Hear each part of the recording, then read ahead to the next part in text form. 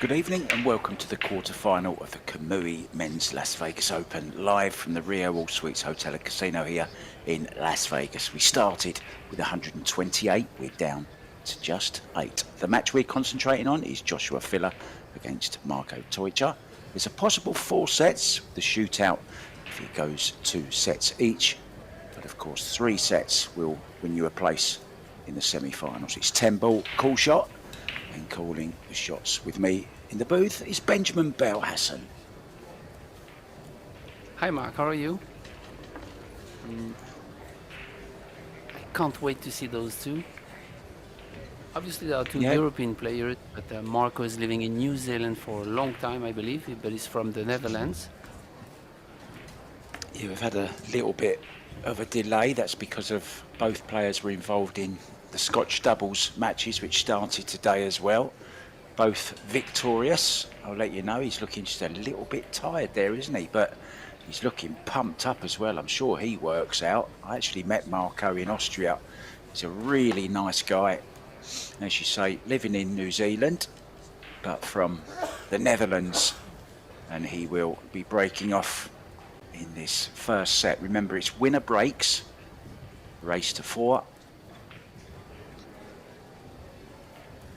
You need 3 sets for a place in the semi-finals and a shot at that $37,500.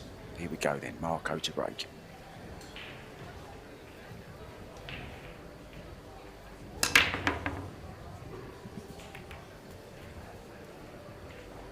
And I was watching that.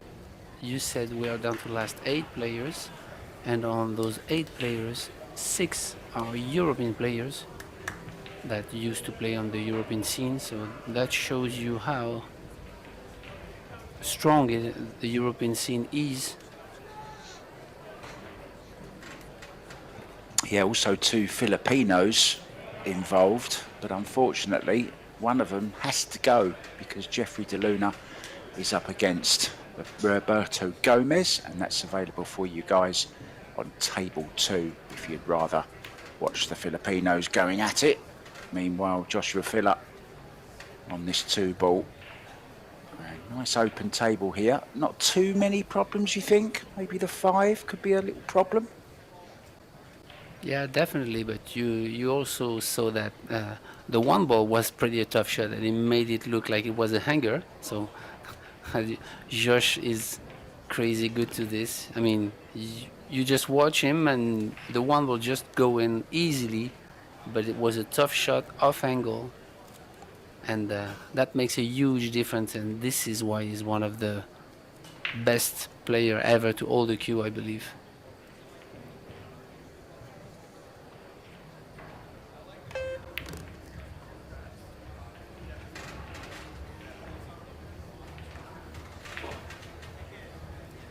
I believe he came a little short on that 4 ball. I don't know if it passes the 9 actually. Maybe he attempted to play it on the side first, but looks close.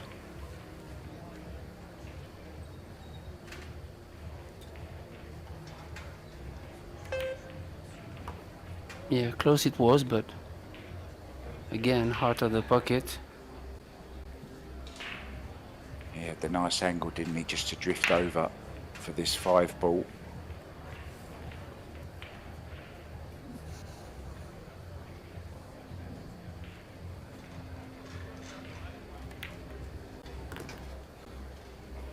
Oh, that was risky, very risky.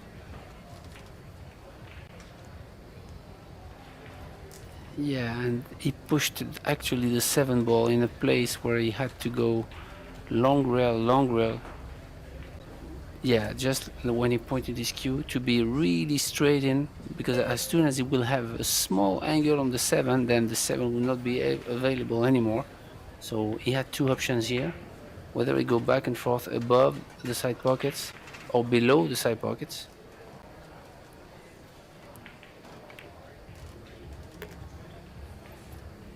And what a shot here.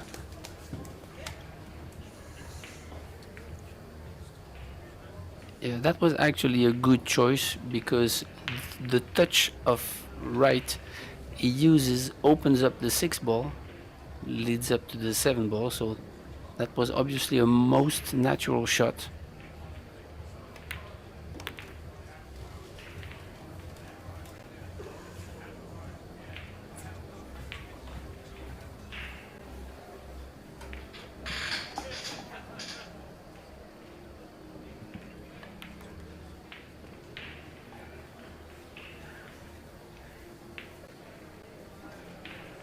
Looks really sharp on that first rack.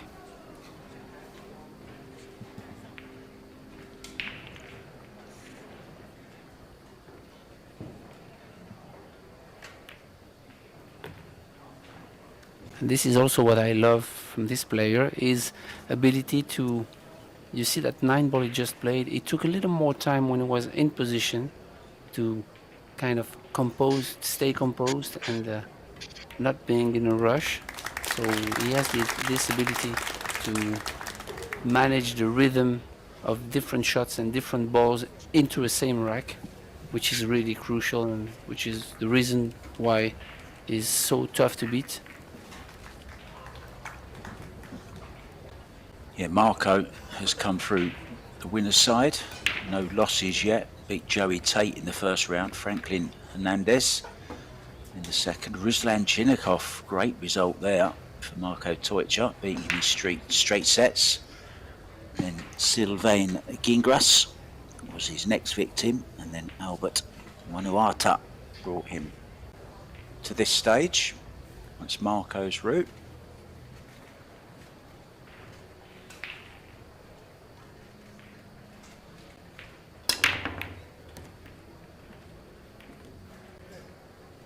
Wow, good break. Look at this.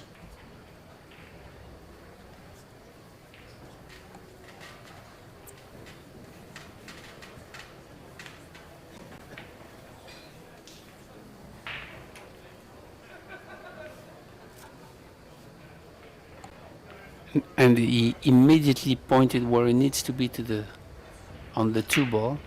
He's gonna leave himself a tough cut, I believe, but I don't know if he can cue above the 9 to get to that position. This is really a tricky opening here.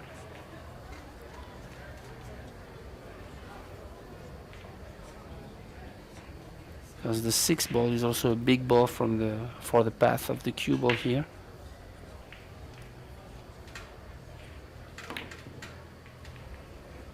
Oh wow. Okay. Wow, what a shot that is. And in case you didn't know, early 10s do count. I forgot to mention that, but Josh Filler has just reminded us a nice quick win on the 10 ball then. Takes a sip of his coffee. Need all the energy you can get. Players now involved in different tournaments, jumping from one table to the next. And Joshua's route to this quarterfinal beat Thomas Melinowski from Poland in the first round. Canadian Cornell McLean Jr. was beaten 2-0. And then Tim Jonkman from the Netherlands went by the same score. Juan Carlos Exposito lost 3-0 to Josh Filler, and then Pagulayan the Lion was Filler's next opponent, and he disposed of Alex 3-1. And look at that 10 ball again over the corner pocket. This time the other corner pocket.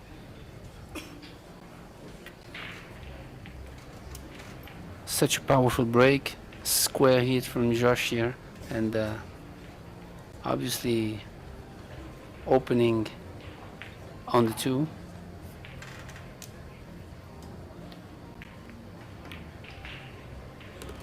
Yeah, and would it be a 3-10 carom or combo? 2 early 10s in a row here.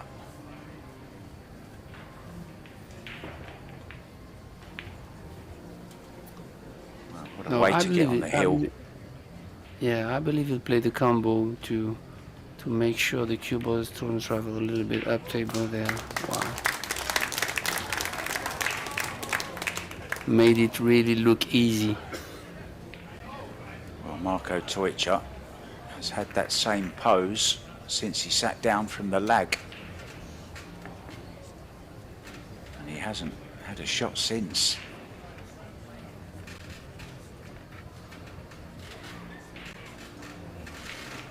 Not the ideal start.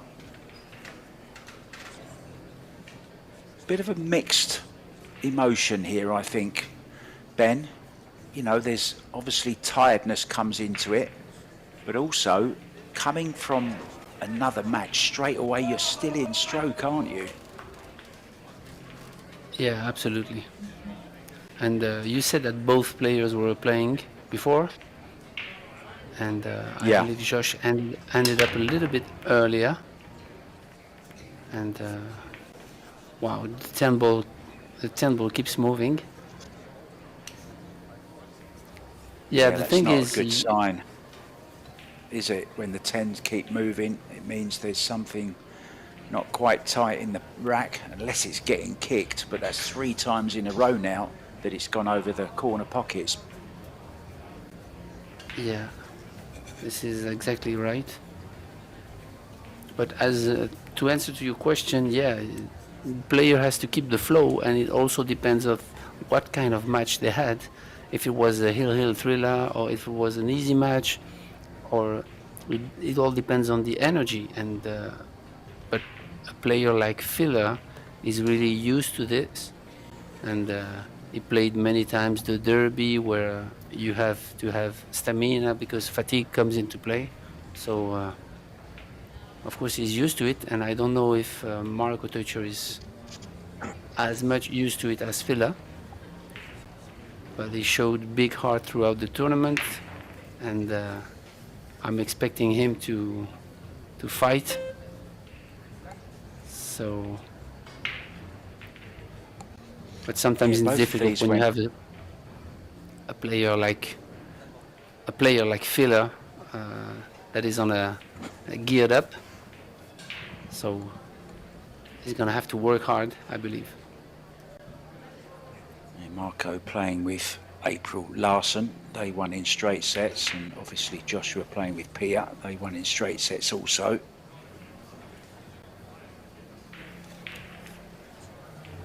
Well, as he left it, I think he tried to pocket the 9.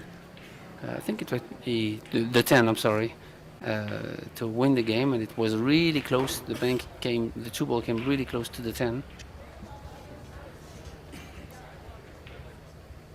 It was a kind of two-way shot here. It was trying to leave the cue ball behind the 3-4 in case he missed the 10.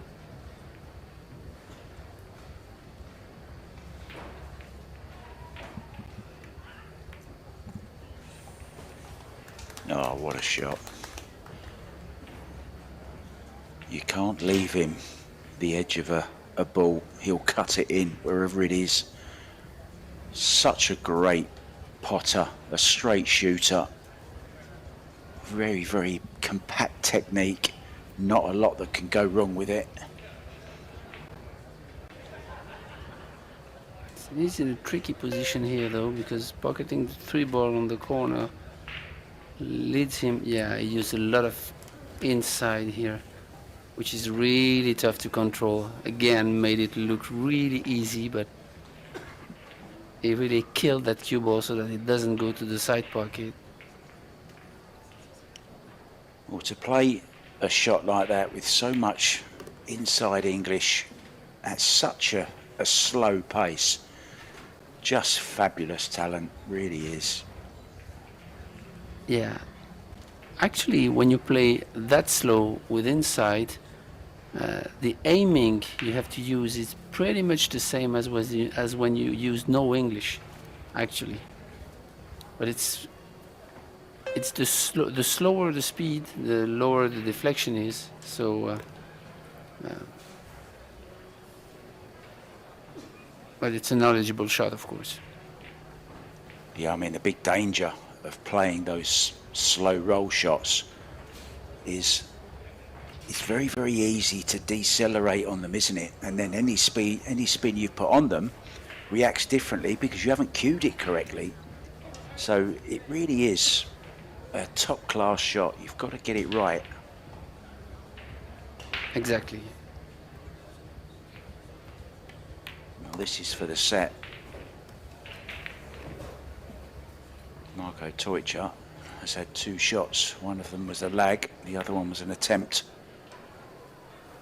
at the 2-10 combo, which he narrowly missed. Joshua FILLER has had 2 of them in this set so far, and this 9 and 10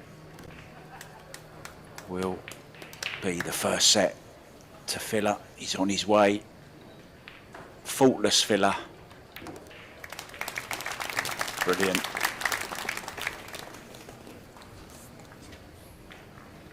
Now I'm just wondering, will Marco nip out of the arena? Just maybe go and grab a bottle of water, have a little... No, he's going to stay. So we'll stay as well. Let's bring you up to date with some latest scores. Dennis Grabe in action against German Stefan Kasper. They're 1 rack each. And Gomez and De Luna haven't started yet because Roberto Gomez was also involved in a doubles match. They're going to get underway very, very soon. Now, I forget this guy's name there, right in the middle on his iPad. I've sat next to him. He let me sit next to him at the Derby City Classic back in 2021. No, 2022 it was, I beg your pardon.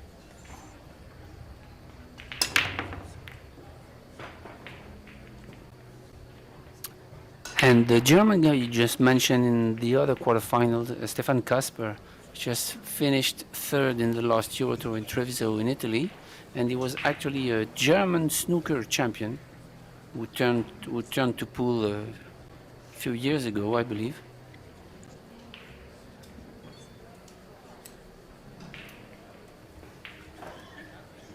So that shows how when you have strong fundamentals and basics on the game like the snooker is, you can perform in any cue sports.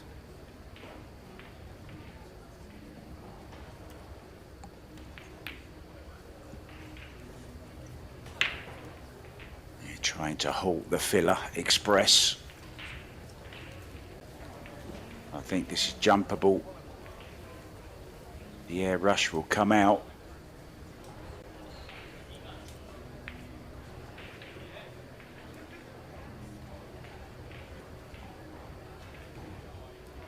So used to players taking out the short stick now. They're getting so adept with it. Well, not on this occasion. Now, as he left it on.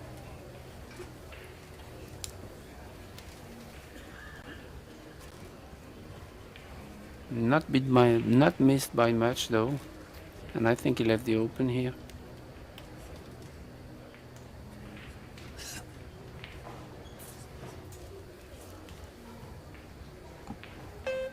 Is he looking to go into these balls to rearrange the furniture, so to speak? No, not just yet. He will now, though, can go into the 4 ball and hold for the 3. Are you playing this with a bit of pace, Ben?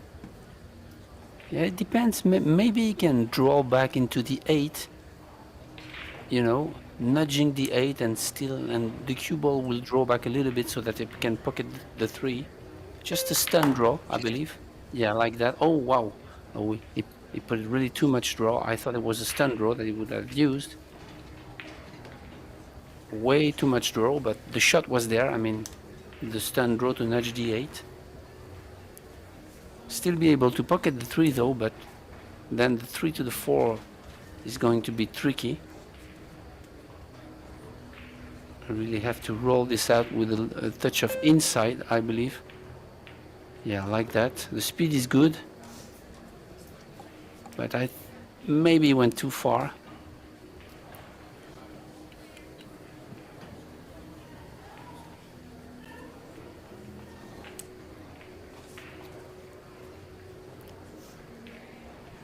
It's difficult to see, but I believe he can see half of the ball here.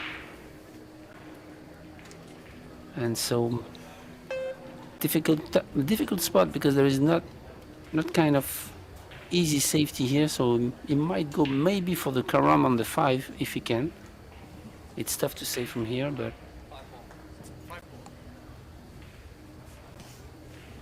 called the 5, Ben. You called it right. Yeah.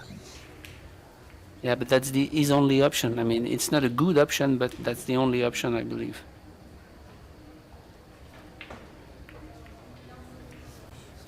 Good shot there. Not easy. You really want to use no side English, just as he did, to really concentrate on the touch to make the shot, and he did it really well.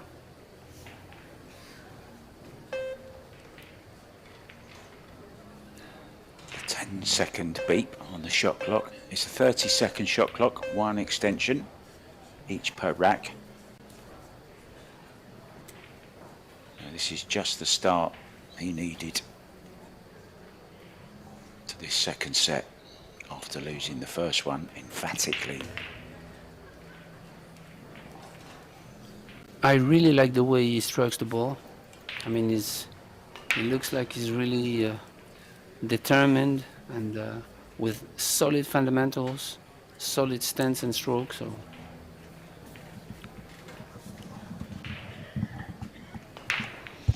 Finished a bit straight on this though.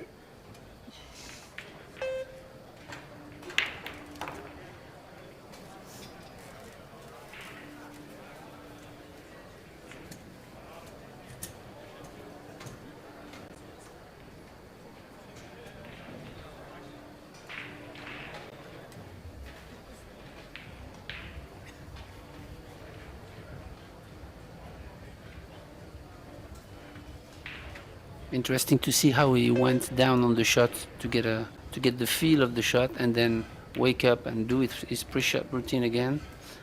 We often see Ekland Kachi doing this. Like he goes down on the shot, try to get the feel and to visualize, and then reset his pre-shot routine again.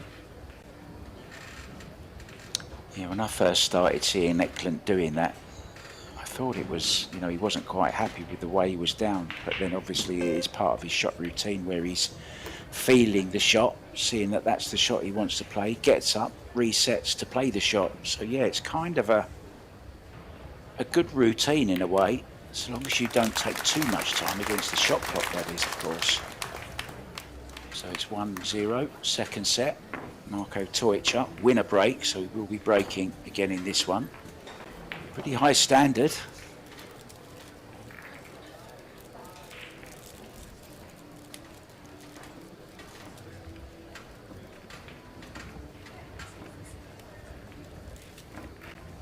If you were with us earlier, you will have seen the Banks coming down to the quarterfinals. They continue tomorrow. The women started out today in the Las Vegas Women's Open.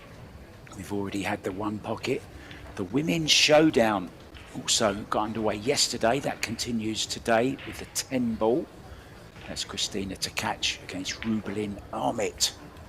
15,000 to the winner of that Challenge of Champions. So there's a lot of money being given out in the 10 days here at the Rio.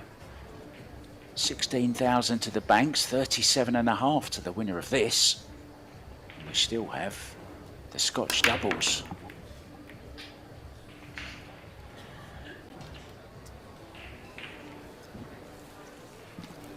Well, look at the 10 again on the move.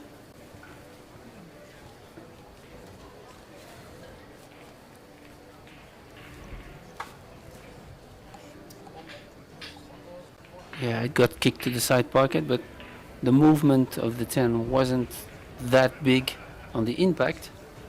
It didn't break the balls really square though.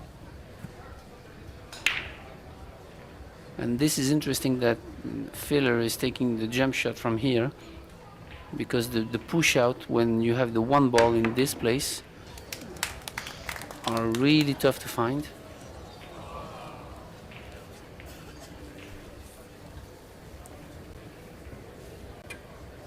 Possible 2-10.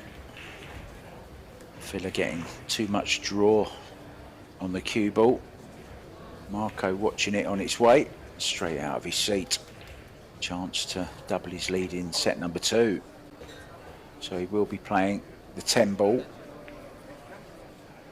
This will be the third early 10 we've had in 6 racks.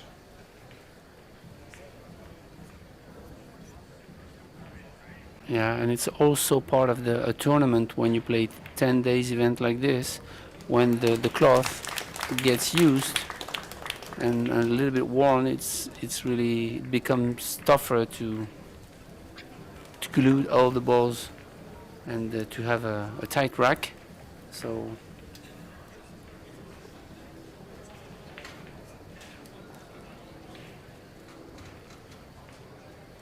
in Europe, they try to solve that problems by tapping the balls on the table for Euro Tours or for the European Championships, for example. So they tap the balls, and if it moves throughout the tournament, then they retap it. So it's pretty much a good solution also to have a tight I'm not rack. not a lover of tapping the table, to be honest, especially when you're playing different disciplines. I know they did it a couple of years here. I actually used to tap the balls for John Lehman. He used to tell me which sequence to tap them in. Excuse me. And I would tap away and he'd say, harder, Mark, harder. I didn't like doing that. It's a kind of sacrilege, I thought. Anyway, hopefully these are nice and tight. The 10 won't move too far. TEUTSCHER 2-0 up in this second set, trailing by 1-0, looking for a place in the semi-final.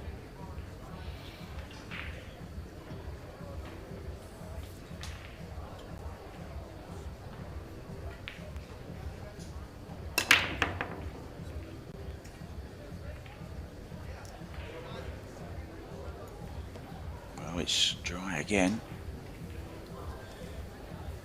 And the 1 is on this time. 2 ball, not easy. Is there possibly a 2-9 carom on there, Benjamin? Yeah, I believe so. That might be the only solution here, but still a good opportunity for FILLER to start the run from here. He killed that cue ball really nicely so that the 2-9 carom would be easier. It's going to push the 2 ball towards the short rail and leave himself a nice angle. Yeah, I don't know if it's still okay or if the 4 ball is on the path of the 2. Maybe he could cheat a little bit the pocket here to still make the 2, but then the shape on the 3 will be a little bit more difficult. Yeah, should be close.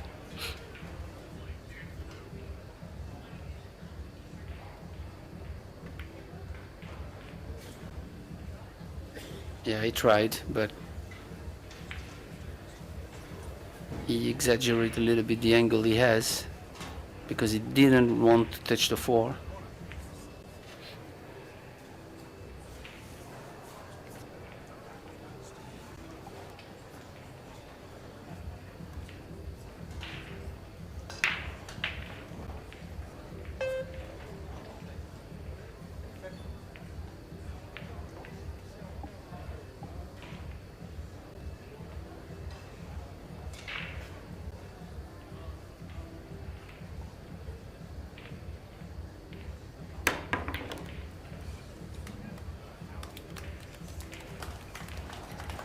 Great shot there. It's tough to control the cue ball better on this type of shot. So now is a big shot to a 3-0 lead, because if he makes the 3, then natural position to the 4 will be on. So big shot there.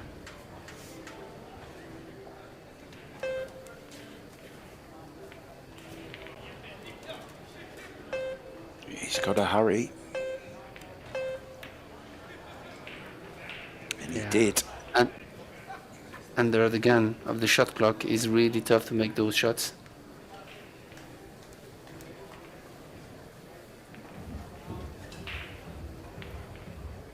Now then, get your cameras ready, get the replay button ready.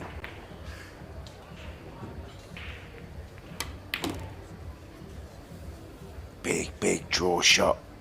Wants a friendly bump. Didn't get it. Easy safe though. Behind the 7 ball. Great cue power. See the cue ball stop. And then the backspin grips the cloth and takes off. Yeah, obviously strong technique and powerful stroke from Josh Filler here. Didn't get the reward he wanted, but still played a good safety here. So Marco is going one rail just before the side pocket.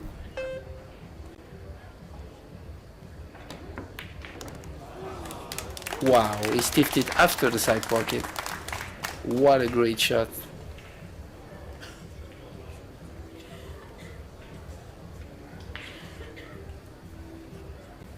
A 100 miles an hour. Couldn't have hit it any better.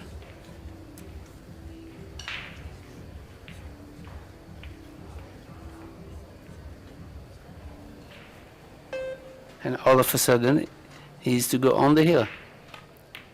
If he goes through those few balls. That was a really good shot there because he had the wrong angle to go towards the 6, and he really controlled that draw shot really nicely to still get the right angle on the 6 to go to the 7. So that was really a touchy shot here. Made it look easy. And now a little bit of stun draw with right to go 2 rails to catch the right line of the 8, like that. Oh, he might have gone too far a little bit. Maybe it's too straight. It's tough to see from here. Oh, should be okay. Well, we didn't see anything of him in set number 2, but we've not seen much of Josh Filler in this second set at all, have we?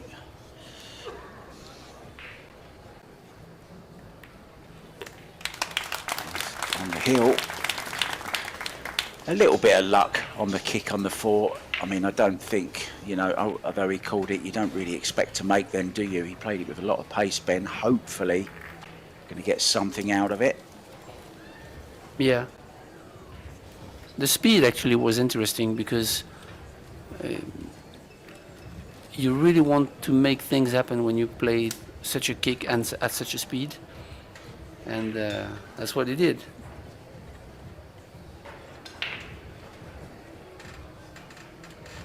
Just a reminder, guys, of the format. It is races to 4. There's a four possible sets. And if we do go 2 sets each, there will be a shootout.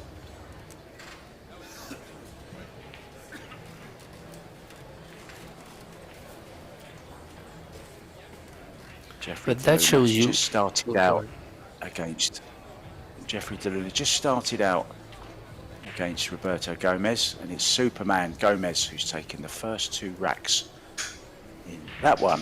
Kazakis and Wojtek Shevchik still haven't started.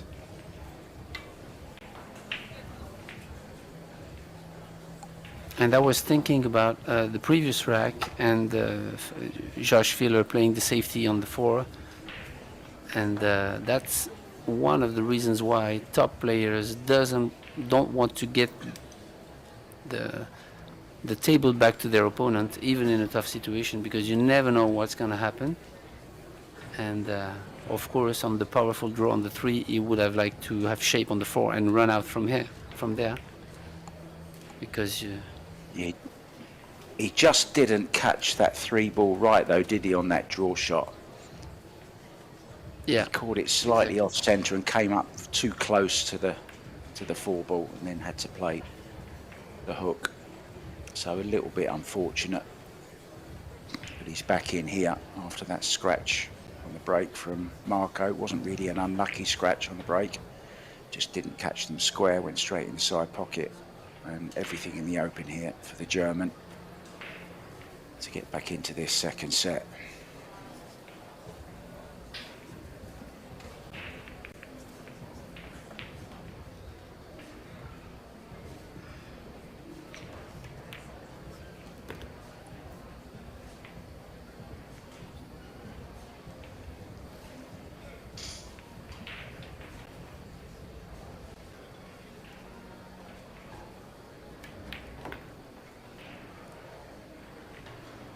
Such a positive striker of the ball, isn't he, Benjamin?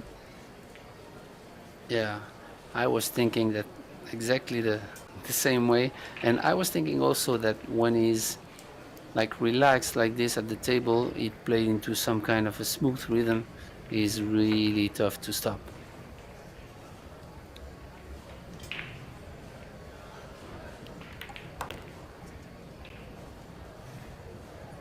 I saw You him get the many times feeling. in European Championships and Euro Tours. Plays like this with that smooth rhythm, quick pace actually, and he's kind of unstoppable in those cases. But Marco is leading still 3-1 in the second set, so we're having a match here. You always get the feeling that it's never going to be a missed pot that halts Josh Filler's progress. It's always, you know, kind of a misplaced positional shot, a little bit of an unlucky kiss here or there. Keeps control of that cue ball very, very well most of the time. Not done too much wrong at all in this match so far.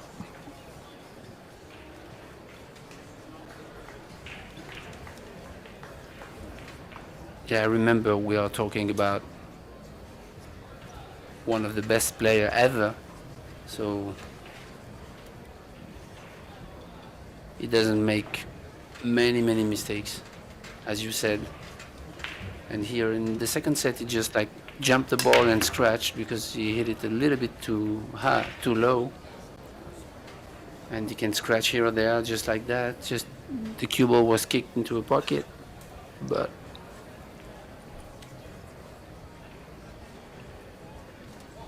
Yeah, did lose the cue ball slightly, but very unlucky. It was like a pinball, wasn't it there? The cue ball getting kicked around, took 3 kisses before it found the pocket.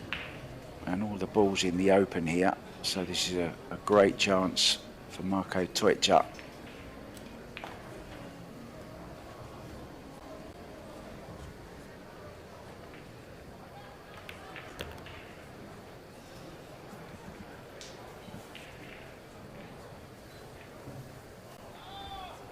yeah, nothing fancy here. Maybe the position of the 7 ball is a little bit tricky and will force him to play the 7-9 combination due to the position of the 6, but still manageable things. 6 years older than Joshua Filler, 33 years old. Nickname, Shark. I didn't know that.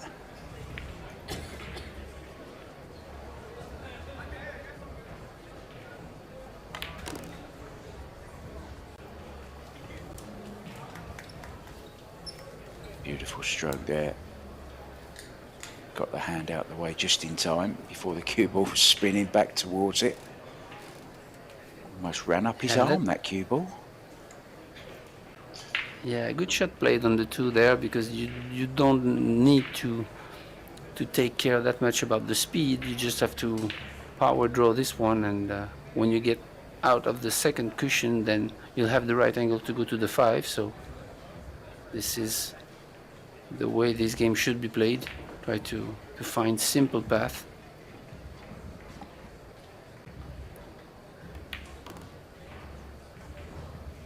Well, regardless of how many sets we have in this match, it's not going to take that long, is it? Because both players are pretty quick players, play at a nice tempo.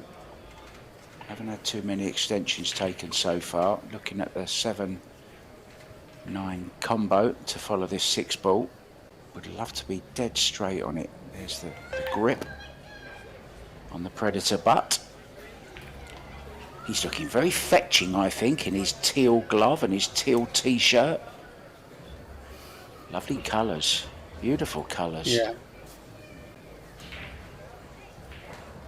Also, as you mentioned, both players are great tempo, but also because they have a great break and the balls are really spread nice, that keeps us into a match where a lot of runouts will be out there. You know, it's a different type of match from, for example, what Alex Pagulayan went through in this tournament with this cut break. A lot of safety shots and tactical battles. So here, you're right, we're going to have a good tempo here in this match, for sure. Yeah, no clusters, just ball busters.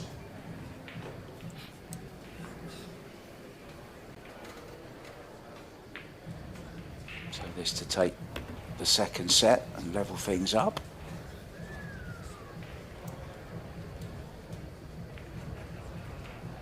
Had a good run in New Zealand, I seem to remember, Ben.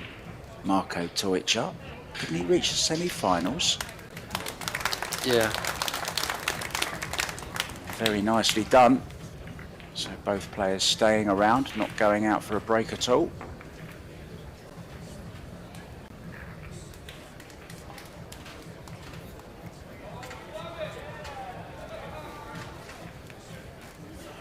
So we are going to take a time out because Marco's decided to.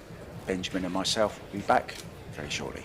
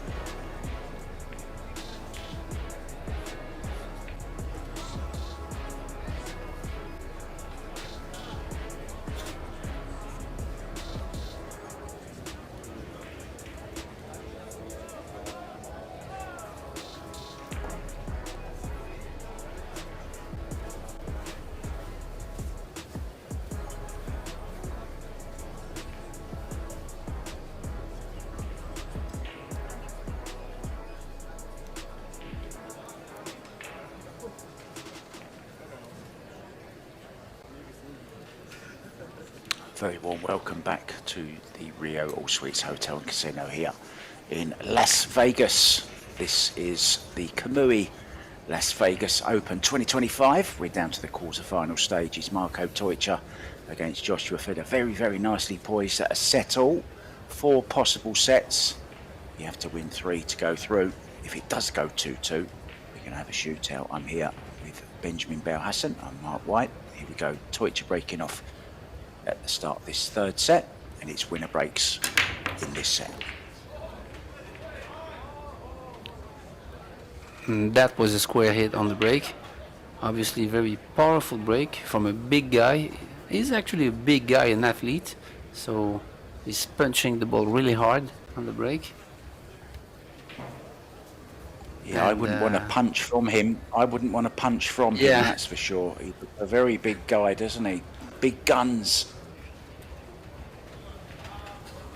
and we could have thought, considering the start of the match of FILLER, that it's going to be a storm, but then it fights his way through the second set, and now we are having a great match, so it's a good thing.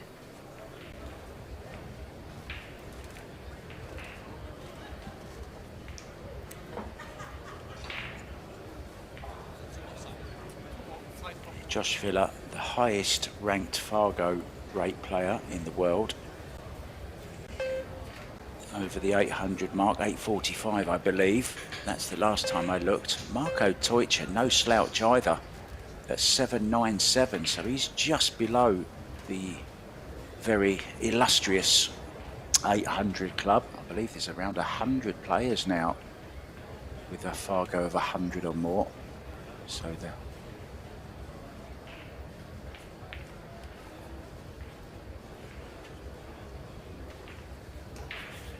standard is really rising, isn't it, in pool? So many tournaments now.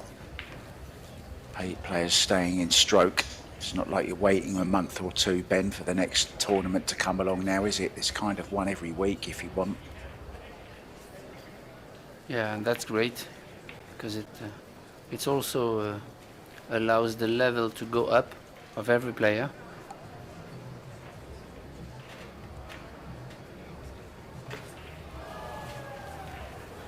So actually, Josh Filler is 854 in Fargo rating. So he's the only player in the world above 850.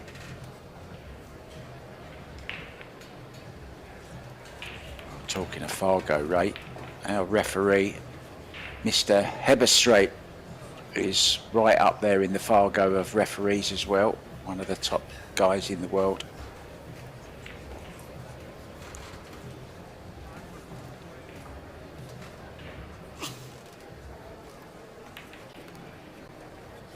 And just to tell you how strong is that, you only have 57 players in the world that are 800 and above.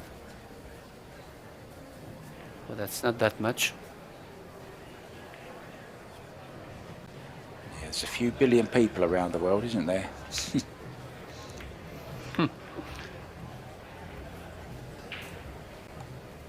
What's your Fargo rate then, Ben? Come on, spill the beans.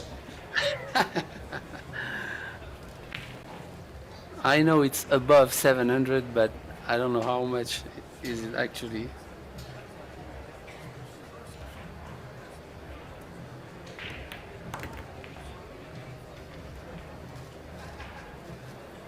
It's 709, Marco. Well, you need to give me the 5 and the 7 out, I think.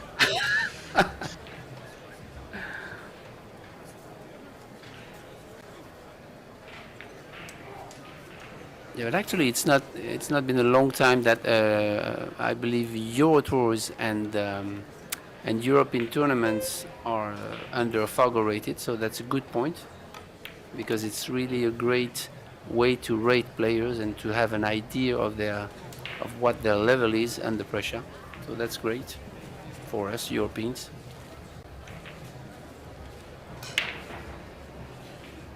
Just a little bit of work to do on this 10 ball, but you just get the feeling that momentum is swinging in this match. Maybe the first set was just because Marco had just, rushed over. Not that he had many chances, of course, in that first set. I think he only had a couple of shots. But anyway, he takes the lead in this third set. Yeah, actually, in the first. Oh, sorry, Mark. Actually, in the first set, Josh made 2 early tens because of his breaks. So that maybe we actually thought that it's gonna be tough for Marco, but actually it was just a fact that can happen, and then he switched and he reset on the second set. So now we are really having a tight match, I believe. Yeah, tight match between the two Filipinos as well. Jeffrey De Luna is 3-2 down to Roberto Gomez. Alex Kazakis has just started out against the Pole Wojtek Szewczyk, and Denis Grabe has taken the first set, and they're 1-1 in the second set against Stefan Kasper.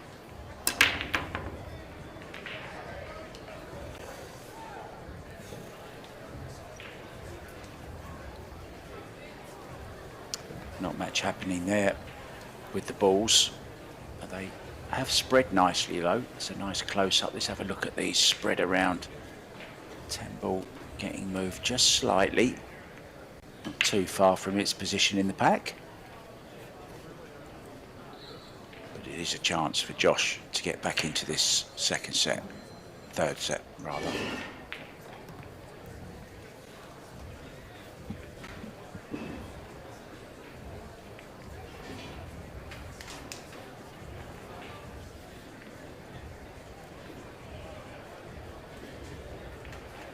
Never easy when visually you have a ball clear close to the cue ball, but he should be okay there to kill that 2 ball. Leaving himself a nice angle on the 3 to draw maybe straight back from the rail here to the 4. Well, this is where he fell down last time, wasn't it? Drawing from the 3 to the 4. He ended up a little bit too close to the 4 before. That's not going to happen this time. Made sure he's given himself a big angle to get back for the 5.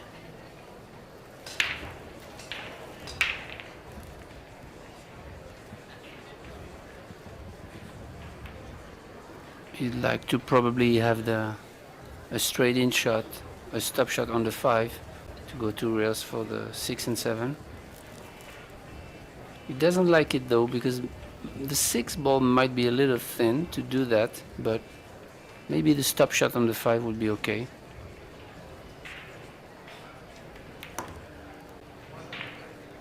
Yeah, I saw on his face that he didn't want to leave himself a long shot on the 6 ball, and he wanted something thicker to reach the center of the table for the 7. So that's what he did.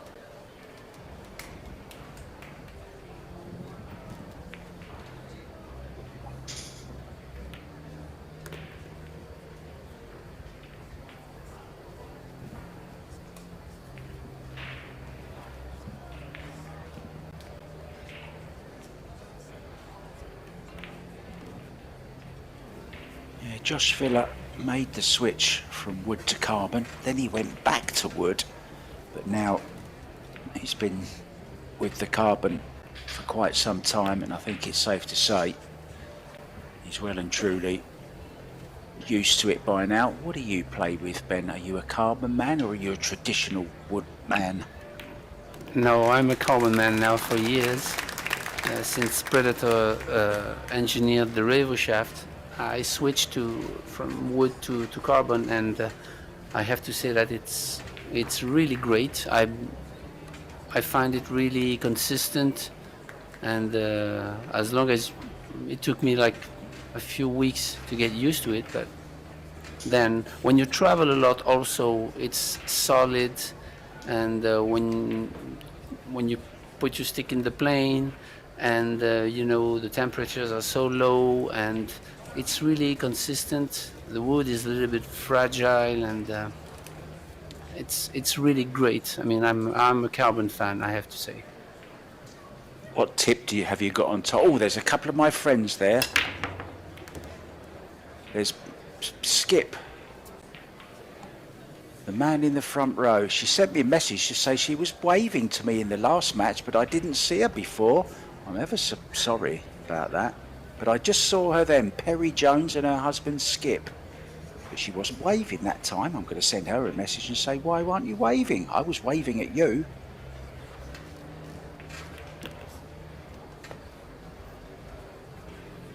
Oh, he's not happy with this.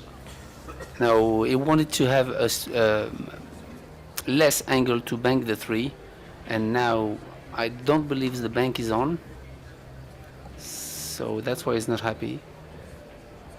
Maybe forced it. Yeah, he's thinking about stiffing it using stun, but then you have to use stun and reverse English to really narrow the angle. You see, he's gonna use he doesn't know if it's really on, but if it's on, he's gonna use stun left to really try to stiff the 3 with right English. But it's tough to visualize, and it's a do or die shot. So yeah, he's going for it. He's aggressive, obviously, so we'll probably see the cue ball with left English here. Yeah, he did it. Great shot there. Well, we did a couple of banks matches together earlier, didn't we? And yeah, I'm really learning a lot about the things, different things you can do to manipulate the balls, to straighten them up, to widen them, using different high, low, left, right. It's all a little bit complicated to me, but I can't wait to get down the pool room and start trying a few banks because, well, they're my Achilles heel, so to speak. I'm not too good at banking balls, but I'm going to put into practice what you've been teaching me, Ben, and I'll let you know the results tomorrow. Yeah, and I told you that when you play rotation games, sometimes you need to have that knowledge, and this was exactly the case here. And of course, Josh has this knowledge, so that allowed him to keep the run going.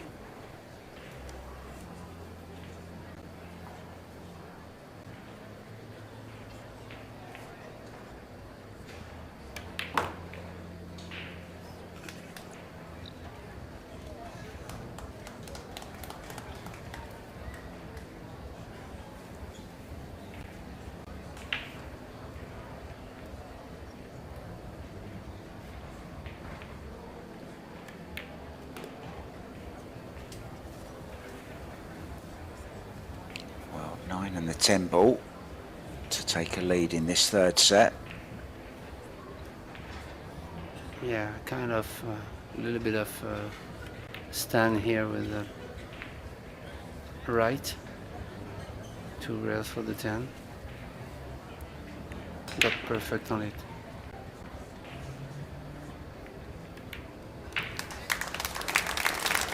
Well, we're just talking about banks, and let's just give you an update of the standings in that. They've all played the 5 games that they've been allocated, 2 groups of 6 players, so 12 players in total.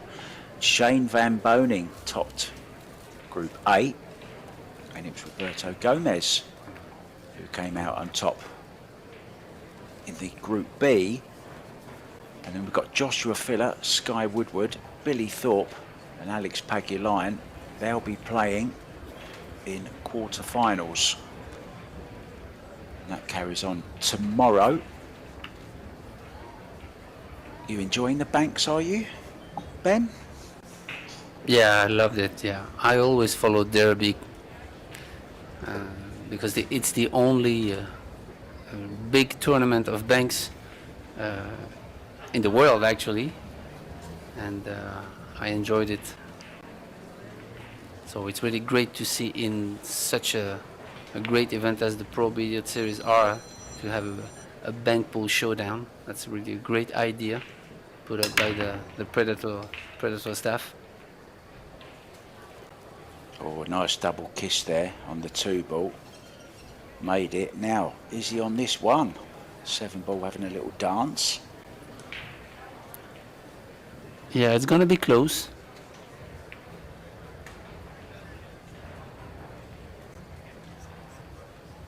The only good thing is 3 ball is very nearby. Now, he is an expert at this shot where he jacks up and plays low on the cue ball from distance near the rail, he's probably the best at this shot. And if he can just stop the cue ball, more or less where the one ball is now, he'll be nicely on the 3. 4 ball over the same side as well. So it's a difficult chance, Ben, but it's a chance. Yeah, if you can see it.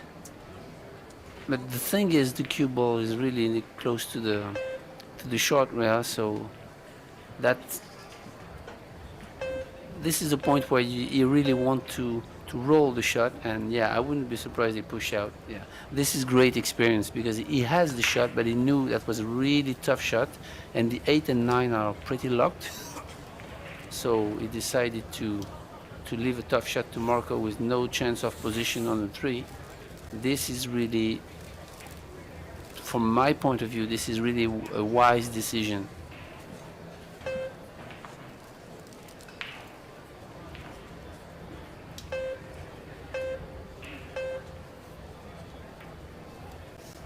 But maybe he didn't have the one ball. Maybe he couldn't see the entire one ball to make it, because that was close.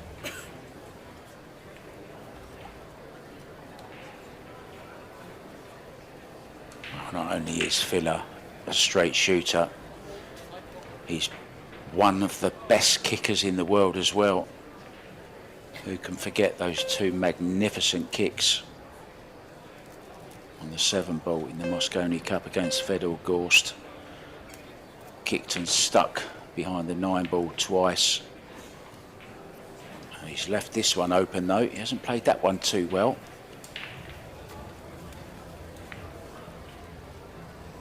Yeah, but the layout of the balls is really tough here because the 3 ball is pretty locked by the 5. So Marco really needs to find a solution here, maybe to play safe out of the 3.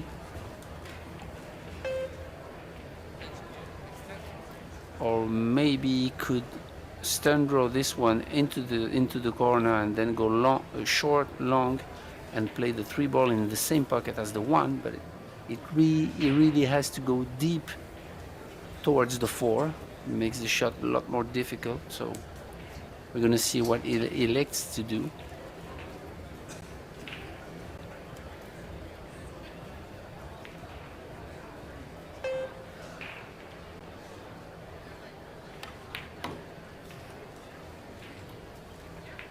Yeah, he tried to create something out of the 3, and now he will be forced to play a safety shot maybe behind the 6.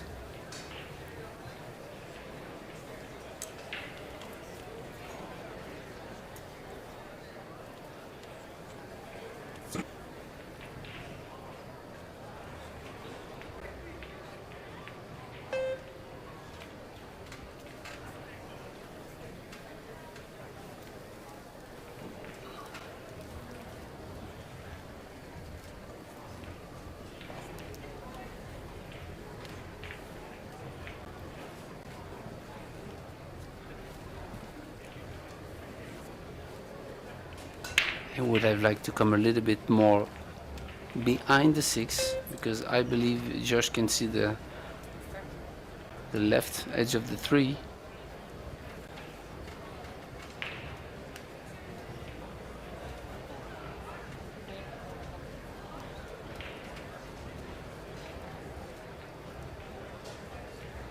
Maybe he can go into the 8-9, try to open up the 8-9. Yeah, that's what he tried to do.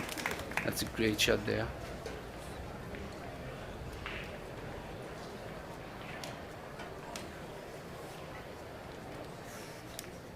Yeah, showing both sides of his talent there.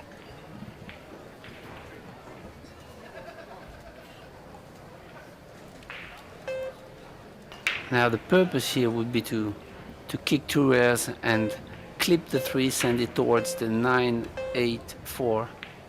Oh, that's too hard, I believe.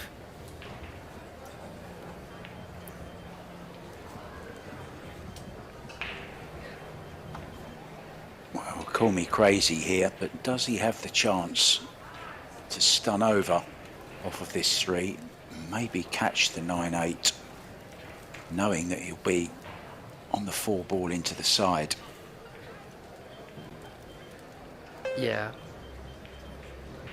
he's going naturally towards the 8 and 9, making this shot, but yeah, that's a big miss. Yeah. Yeah, I'm not sure I like the way he played that, to be honest. Who am I to say this about the great Josh Filler? But I'm surprised he didn't go at that with a little bit of pace, to be honest. Yeah, maybe he was too focused on going into the 8-9 and not on making the shot, which was not easy. And this is a great opportunity here to tie up the match, to tie up the set at 2-2 for Marco. Ideally, he wants to hit the high side of the 9 to get shape on the 5. Just brush it. Yeah, like that. That's perfect.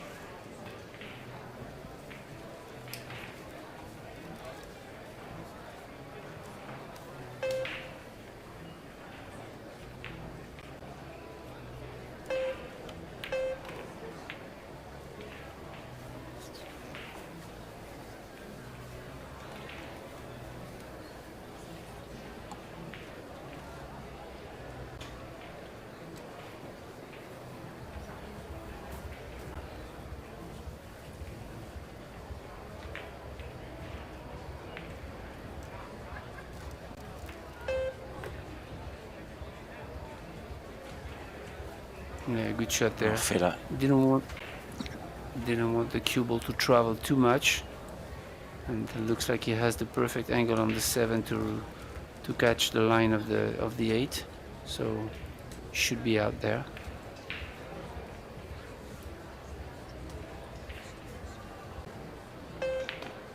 Joshua Filler already taken the one pocket title.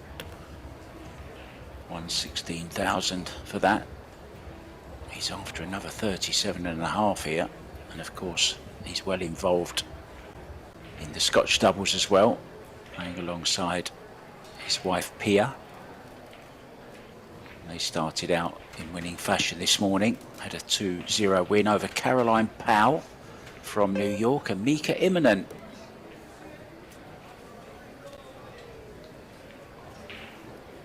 She's been playing great lately, and she's probably the most improved woman of the past 2 or 3 years, working hard and obviously having her husband one of the best players in the world does help. Yeah, and it helps that, you know, there's no conflict. They both love pool. It's their life, so they're always playing. It's never, you know, oh, you know, I want to go and do this. You're always playing pool. You know what we get, Ben, when we want to go out and our partners are, is that all you want to do, play pool? But when you're a married couple, you know, it's both in the game. It's a great advantage, I think, as well. Same as Margaret Fefalaya, Tyler Steyer, you know, and Fefalova, Christina and Federer, of course. Christina's had a great couple of years. Both Christina and Pia actually won their first WPBA titles, didn't they, as well? I'm not sure Pia won one, but she did win a Euro Tour, didn't she, Pia? Oh yeah, she had many wins in Euro Tours. Yeah.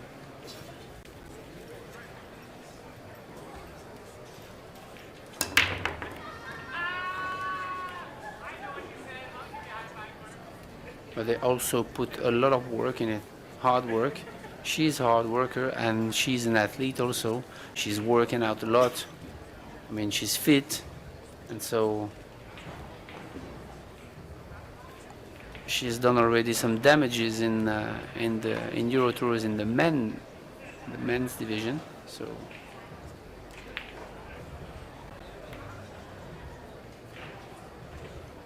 Oh, that's a confident bank. He knew it, didn't he? A hanger to him. A little bit awkward.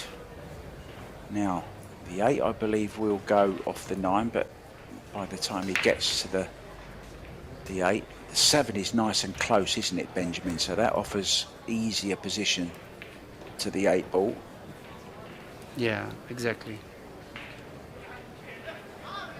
And you There's have still many a little choices bit of here. work to do. Yeah, because you can see if he is in the position to stop the 6 ball, then he could play even the combination 7-9, sending the 7 in the top right corner. So he has many options here, but he's going to play the 4-9. So Well, that's that plan scuppered, Ben. But of course now, everything nicely in the open, just a few little stop shots here and there. And he should be first to the hill in this very, very important 3rd set. and again, no mistakes from Marco this time, just a dry break.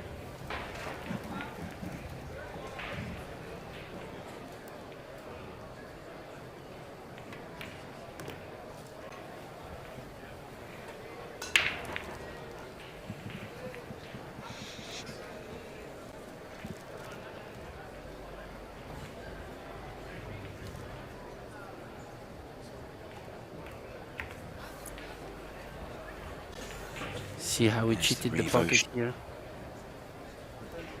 Yeah, made sure he got nicely on this 8 ball. Just wants to get the cue ball away from that route, just for surety. I'm enjoying this match. It's a good match, good standard. Just the odd scratch here and there on the break. We did have those 2 early 10s in the 1st set for FILLER. But it's pretty high standard from these 2. Yeah. FILLER first to the hill.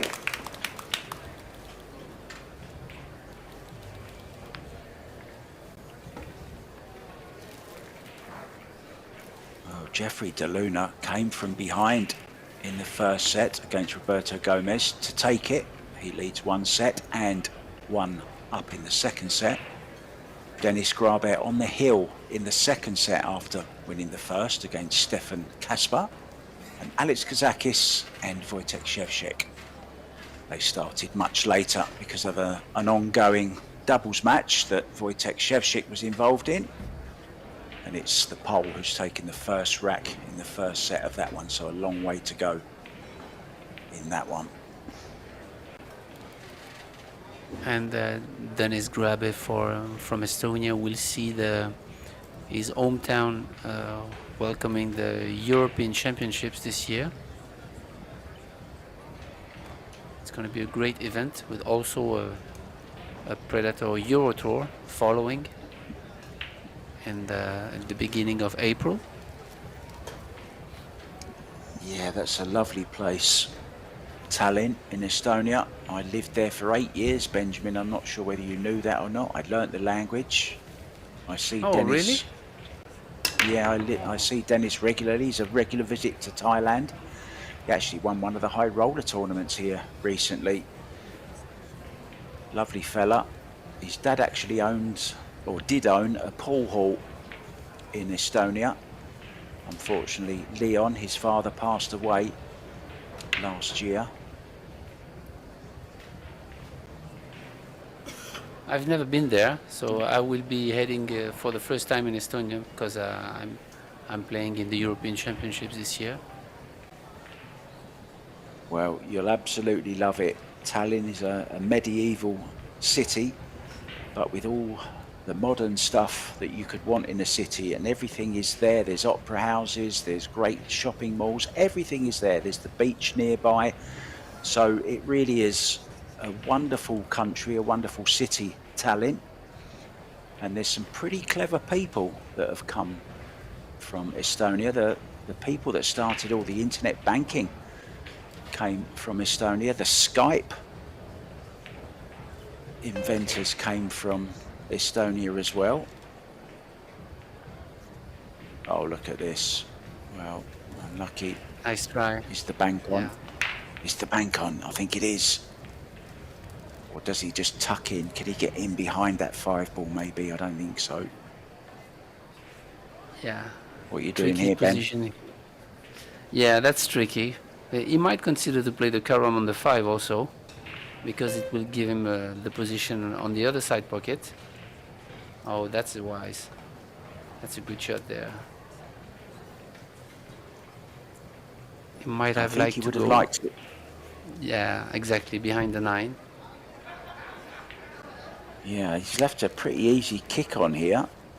Possible kick into the side, or at least create distance, send the 4 ball up by the 7, cue ball back behind the 9, 10, 5 kind of area. Yeah.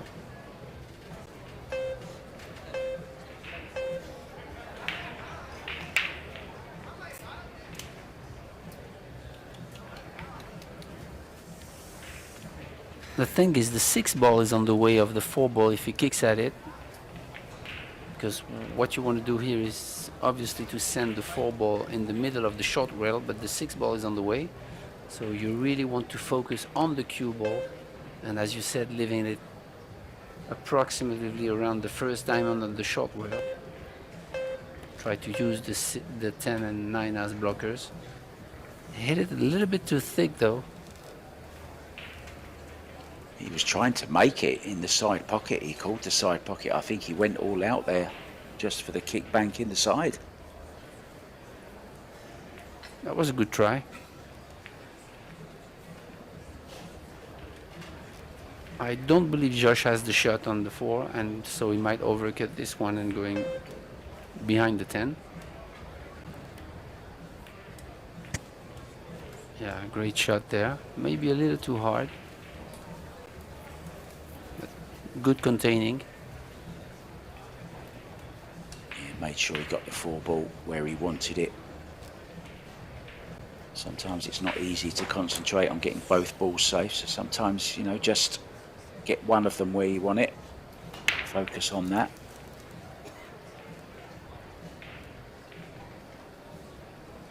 Maybe Marco could drive that cue ball behind the 7 ball.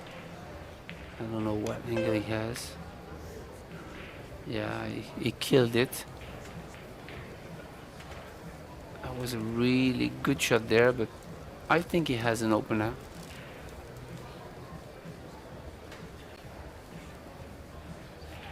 Yeah, he's going to fire at this.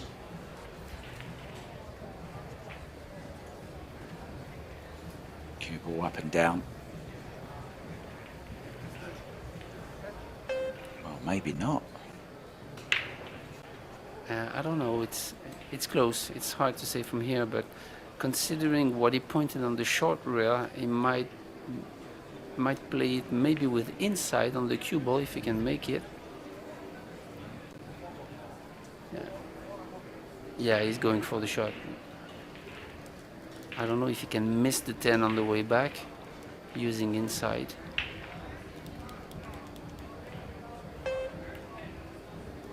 Yes, wow, what a shot.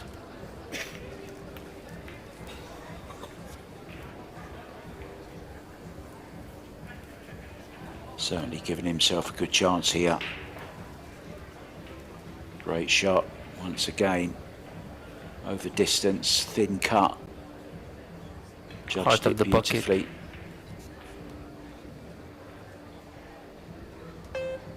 Left eye dominant.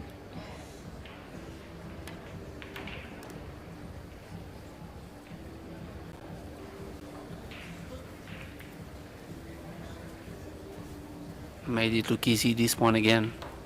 Because remember, this is to win the second set. Excuse me, the third set, so... Yeah, and he's guaranteed, at the very least, a shootout if he can go on and take this set.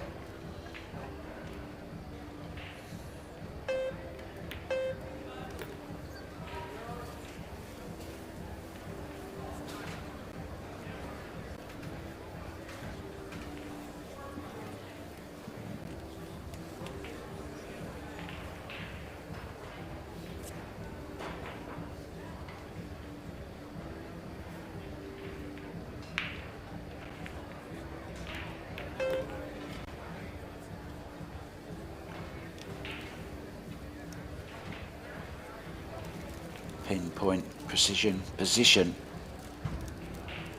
from the killer filler. And now the 9 and the 10 into the same pocket.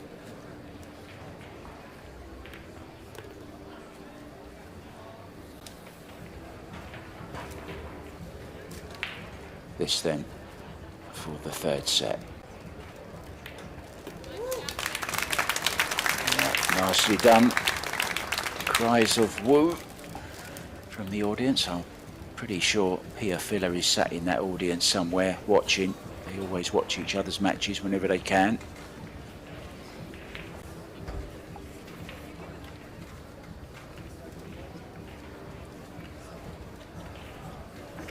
Oh, Dennis I really Grabe love his has rhythm. just taken the second set in his match against Stefan Kasper. So the Estonian 2-0 up in sets. Looking good there for a place in the semi-finals.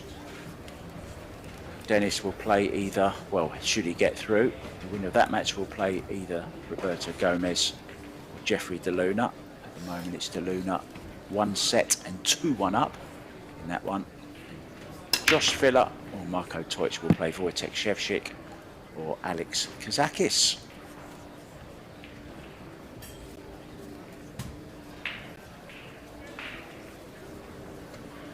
It's dry.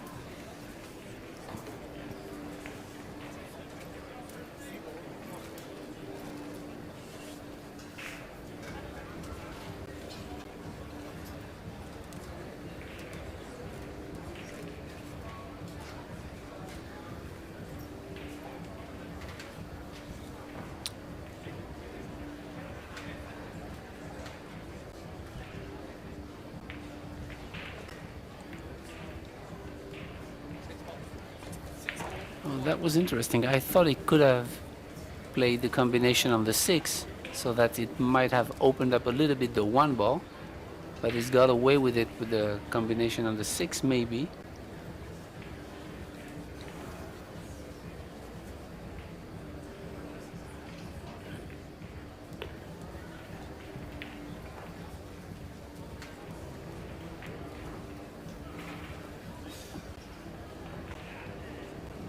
So now everything is in the open and I only see the 4 to the 5. A little bit tricky because he needs to have the real good angle on the 5 to on the 4 to reach the 5, sorry, and the 2 ball is down table, so you're gonna see a cue ball traveling here. So this is the crucial shot of the rack here. Maybe going around the 10. I don't know if the 4 ball passes the 9, so yeah, he's going around the 10 into the 5.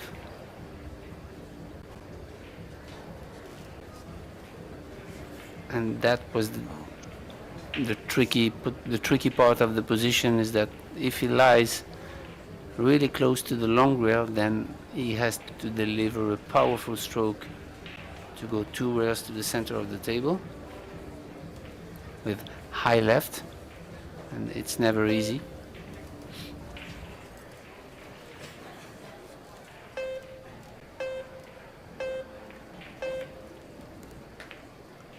Decided with the shot clock beeps going off in the background, but he's just going to take his medicine.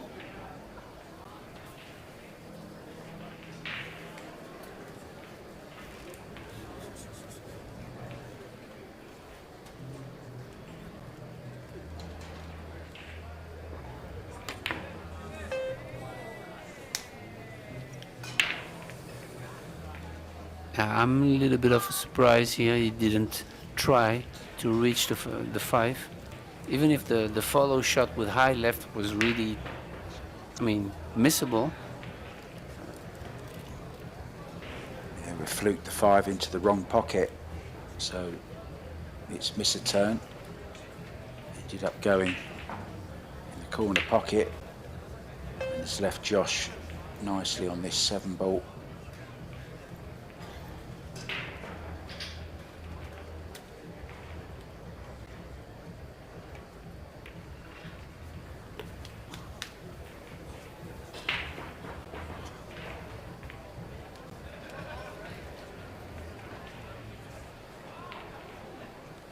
killed the cue ball nicely on that 7 ball.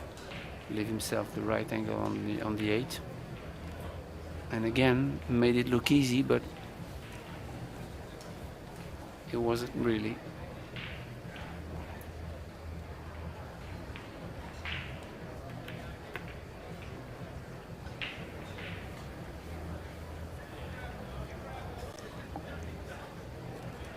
Missed opportunity here by Marco to take the lead in the 4th set. Yeah, it all came down to that difficult shot that you mentioned, trying to get decent on that 4 ball. Didn't quite manage it, left himself awkward, just had to roll it in, played a risky bank on the 5, made it in the wrong pocket. Josh said, thank you very much. Got some interesting stats here actually from the pool stat guy, Michael Salmon, who's doing some great work for us. Josh Filler has broken dry twice this match, but Marco has failed to capitalise on it on both occasions. Josh, on the other hand, has run out on 3 of Marco's dry breaks, so that's an interesting little stat. And Josh's player overall performance is 895 at the moment for this match. Marco back on 825 for his pop. Looking for a bit of pop on the break. Josh Filler. He got it, but he's popped straight into the drink as well, into the side pocket. So could this be Marco's first opportunity to run the table on the back of Josh's mistake on the break? It should be. He actually made 2 balls on the break. Yeah, he actually made 2 balls on the break scratching, so that was really a powerful break. And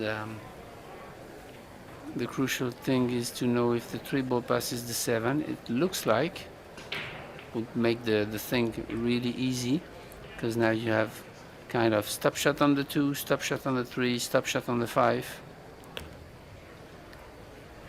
Oh, so it didn't pass the 7, so he has a solution on the side.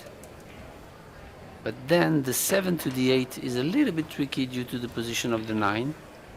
He has to really catch the line of the 6 straight to get the right angle of the 7. That was Josh Filler's 3rd scratch on the break.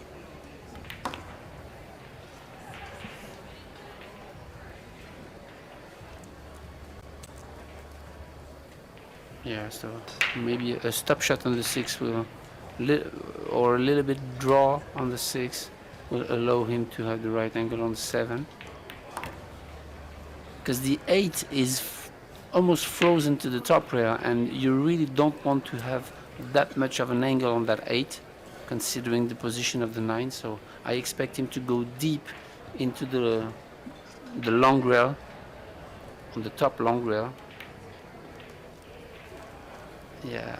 Oh, wobbled it. Yeah, I don't think it's deep enough.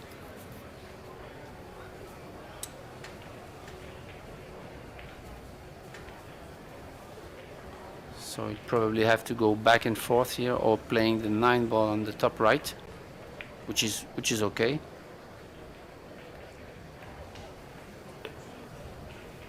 Oh, we killed it. That's a good shot there.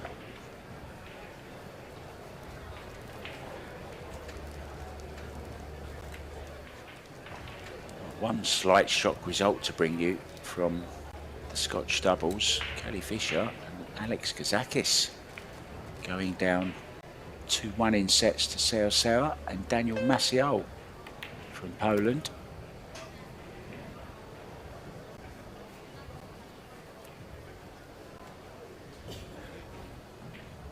Finalists and semi-finalists Kelly and Alex. No such problems for Marco. He levels it up in a set that he must win at 1-1.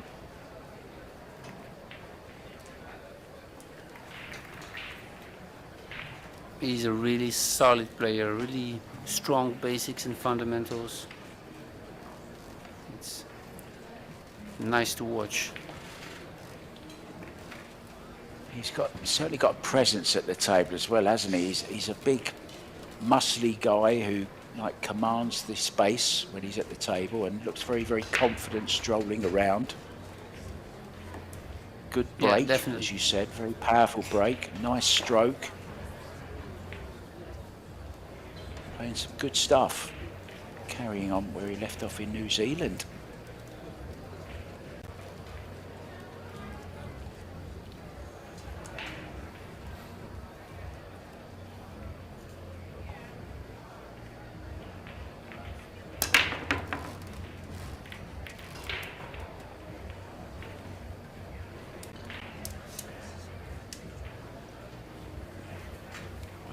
Going from the centre opened them all up, and that's the problem with that break. If you don't make a ball, they normally spread very, very nicely, and Josh has got a starter here on the one ball. Not what he wanted.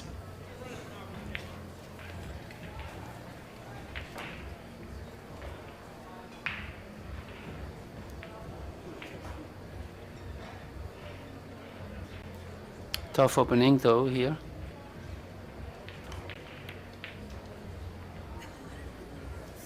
Oh, brilliant. Played that, came round, looked at it, played the carom into the 9 ball. What a great shot that was.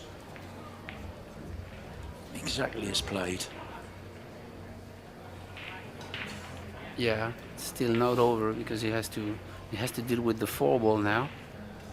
So maybe he's gonna draw back to the long rail. Oh, he could have gone to cushion, so that's even better. But now, depending on the angle he has on the 3, maybe the 4 ball does pass in the top right, so he can draw back directly into the 6-9. Not sure of the angle he has. Yeah, oh, he may draw back a little bit too much. He had it, but that was really, really tricky.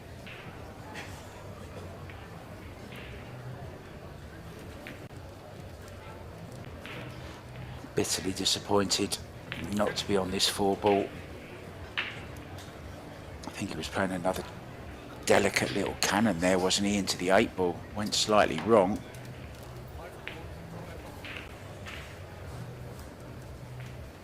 And now he has to kick at it. So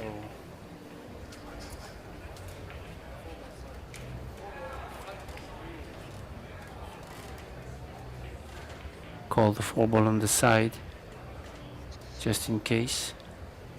He really wanted to hit the left side of the 4, but which he did, but This is the 18th rack in this match so far, and there hasn't been a lot of safety. We've only had 12 safety shots in total, 5 by Josh, 7 by Marco.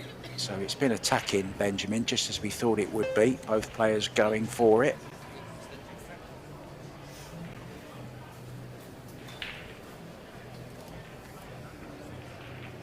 yeah, and it's a big opportunity here, but the 4 to the 5 is tricky. You really want the cue ball to be in the center of the table after he pockets the 4, sorry. So maybe he's gonna go 3 rails. I don't see him try to roll this shot.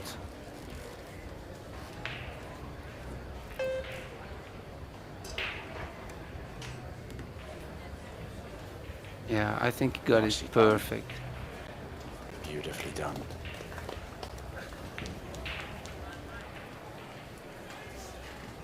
Because he really needed to cut the 4 really thin into the side pocket and brush the 10 to reach that 5. So that was really a great shot there.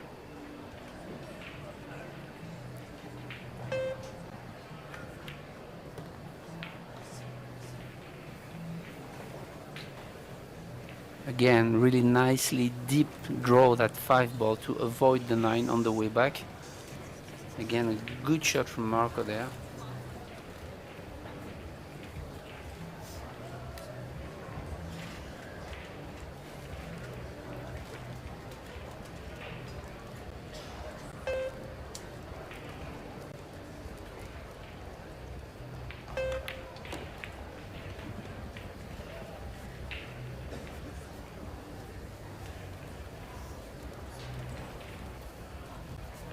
way Joshua Filler started out in the first set, it looked like it could all be over pretty quickly. But Marco's stuck in there. Joshua's made a few uncharacteristic errors. And Marco's capitalised on them.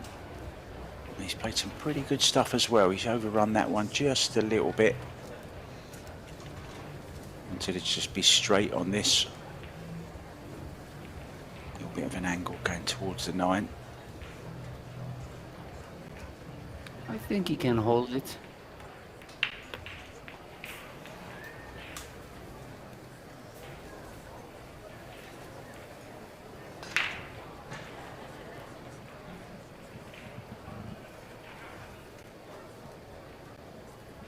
Never easy to control it when you're so close to the object ball. You need a good stroke to draw to the long rail here. A touch of left, like that.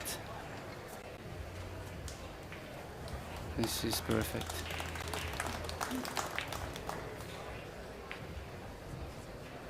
Lovely stroke again, getting maximum reaction out of the cue ball with minimum effort.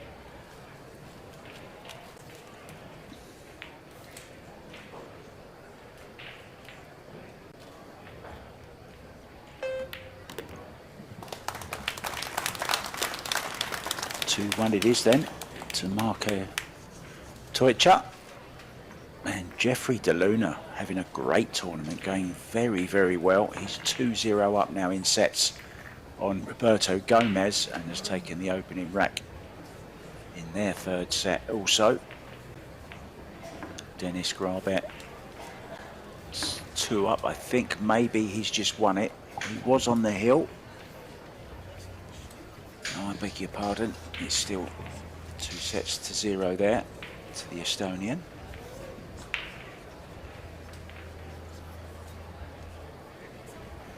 And it's not surprising that Jeffrey DeLuna is going deep into the tournament, because when you have those end racks and he has such a powerful break, probably the most powerful break in the world, so I'm expecting him to have opportunities to run outs.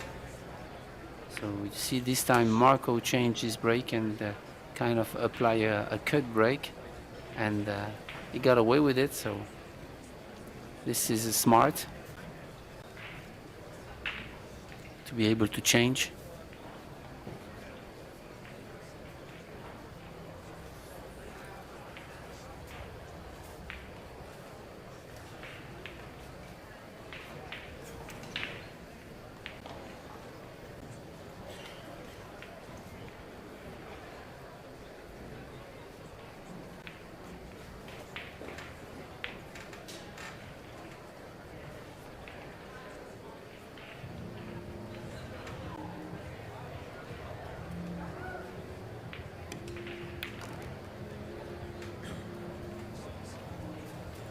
Great shot there. Very nice.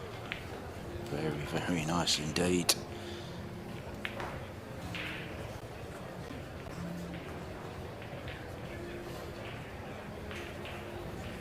One good shot to get. Yeah. He's looking to go 2 rails here. In like short, long to catch the line of the 4. Ideally, he'd like to be straight in on the 4.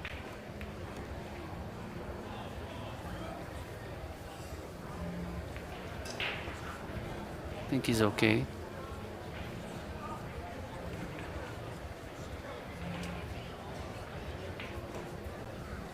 Cue ball coming slightly to the left.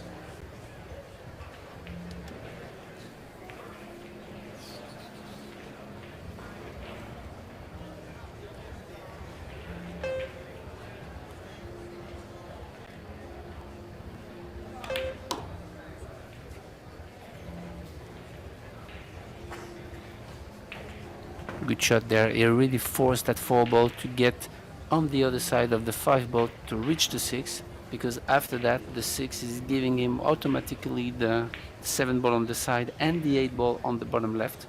So that was pretty much the crucial shot there, and now it's pretty more natural, all the shots.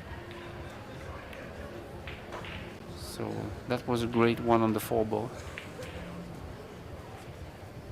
Yeah, this does put him on the hill as well, so we could be very, very close to a shootout here.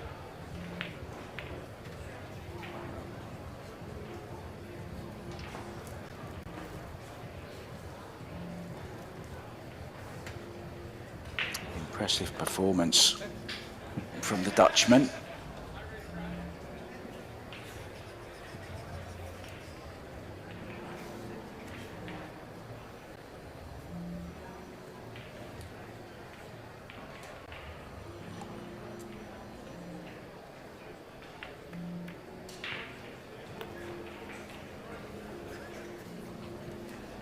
Very nice touch as well, hasn't he, Ben?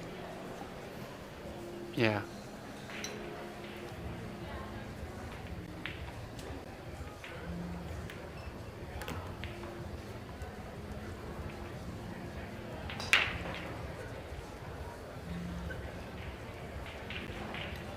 Just a little draw for the 9 into the same pocket.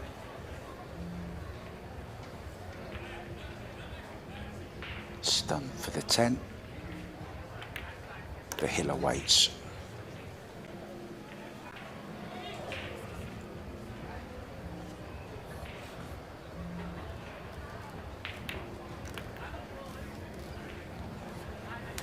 Taking these very, very nicely. They weren't ideally placed. He worked his way through them with some nice little intricate positional shots. Marco TEUTSCHER, 3-1 up. We are very, very close to one of those shootouts.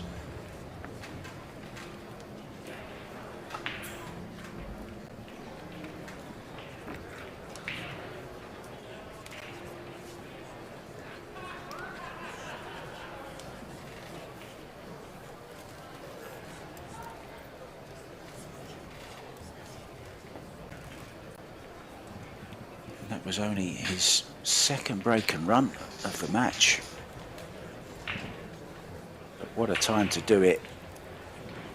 Now he needs one of those booming breaks. Yeah, and he actually changed his way to break, so now he's breaking from the side, and he uses a kind of a cut break there.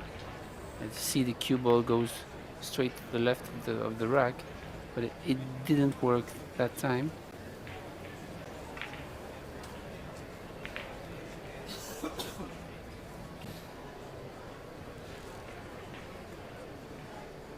little bit thin. No damage done. Well, this would be a massive scalp for Marco if he could beat Josh FILLER.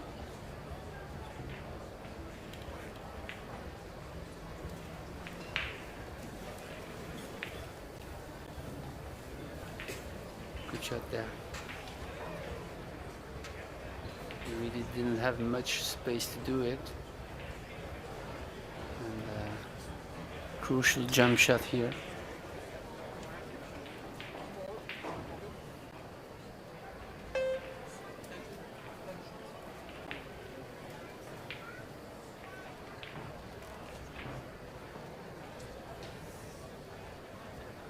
Because then if he's able to draw back on this shot a little bit, maybe the 2-9 combination will be on. The 2-10 combination will be on, sorry. To where you'd normally put Yeah. it for a jump. This is awkward.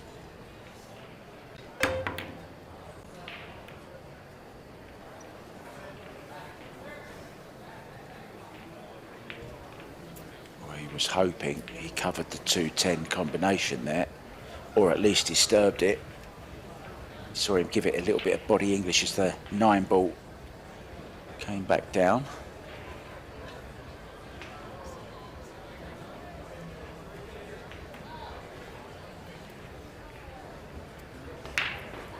It's going to be the 2-3 instead of the 2-10.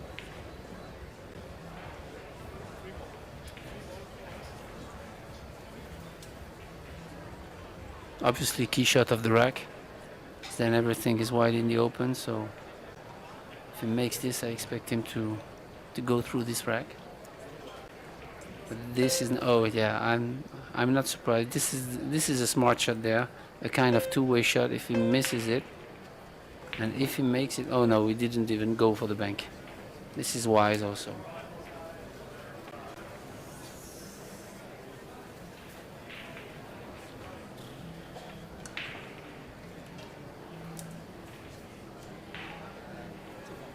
Yeah, because the 2-3 combination was really not easy, considering the fact that the three ball is not in, wasn't in the straight axis of the two ball, so made the shot a lot tougher. And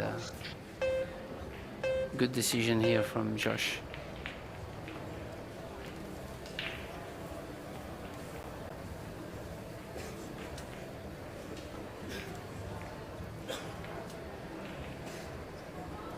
Got a little bit of fortunate here, double kissing the two and sending it towards the center of the table, but it's part of the game.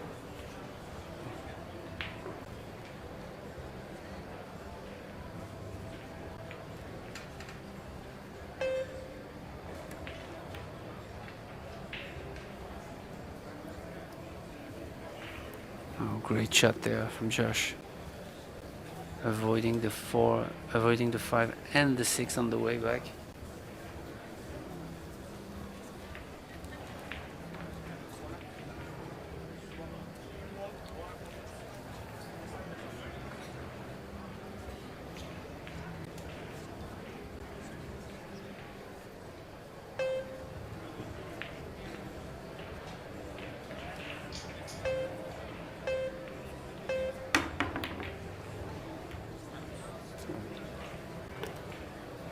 Good attempt. Wow, huge bit of luck there, making that 2 ball. Could have stayed over the hole, but didn't. Nothing easy on the 3 ball. Obviously, after making a ball in the wrong pocket, it's your opponent has the chance to give it back, but in this situation, of course, he won't.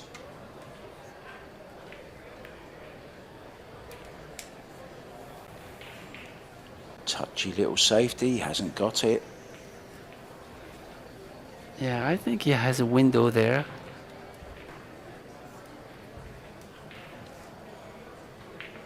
But the thing is, if he wants to play the safety, then the side pocket comes into play. If he wants to send the 3 ball on the short rail. So yeah, he has to use a little bit of stunt to pass between the side pocket and the 6 ball. Yeah, like that. Oh, we even go for the bank. Wow, great shot there. Oh, I didn't thought the bank was on, but it was. That's a great shot there.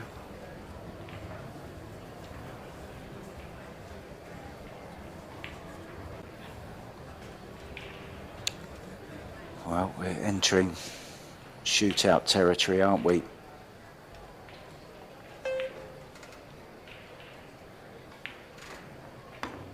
Yeah, he's been playing really solid and really great since the beginning of the match. Oh, he's lost the cue ball slightly. Well, luckily, doesn't have to do too much with a cue ball here. Can hold the cue ball, leave himself a longer 7. So that's one consolation.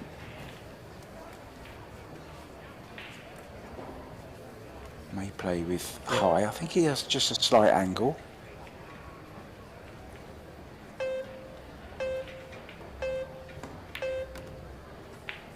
No, just holding it. So one more good shot. Straight in, 6 ball. Hold the cue ball for the 7. Josh FILLER, get ready for a shootout, my son. Deep breath, composing himself. He knows this is huge.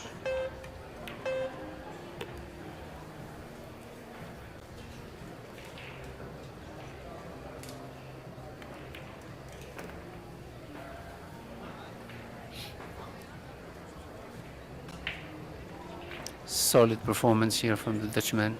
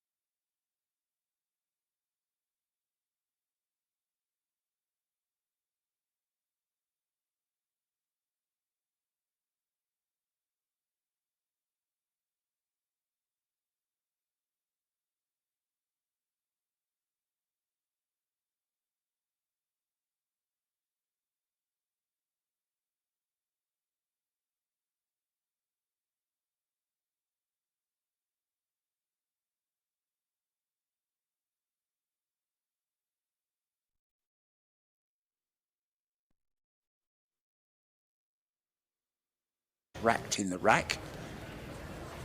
The winner of the leg was Marco TEUTSCHER, so he will choose whether he wants to shoot first or second. They normally shoot first. And then he'll choose his side. Both players will play a shot from that side and they'll switch to the other side. You must make the ball, in this case, in the bottom right-hand corner. You cannot scratch. The shot clock is still running as well, 30 seconds, and there is no extensions. If we are level after 5 shots each, we will go, sorry, after 4 shots each, we will go into sudden death where that area shrinks back by 1 diamond. So here we go. First shot, Marco TEUTSCHER to put a bit of pressure on Josh FILLER. Right in the heart of the pocket. Got to watch the scratching the side though. If you overhit these. Saw Tyler Steyer do it once in Puerto Rico. No problem this time. So Josh goes from the sides, same side, and then they will switch to the opposite side. Yeah, actually the 3 rails is going straight to the side pocket, as you mentioned, and if you hit it a little bit too hard, then the side pocket comes into play. Hopefully we don't see any of those nasty scratches, Benjamin.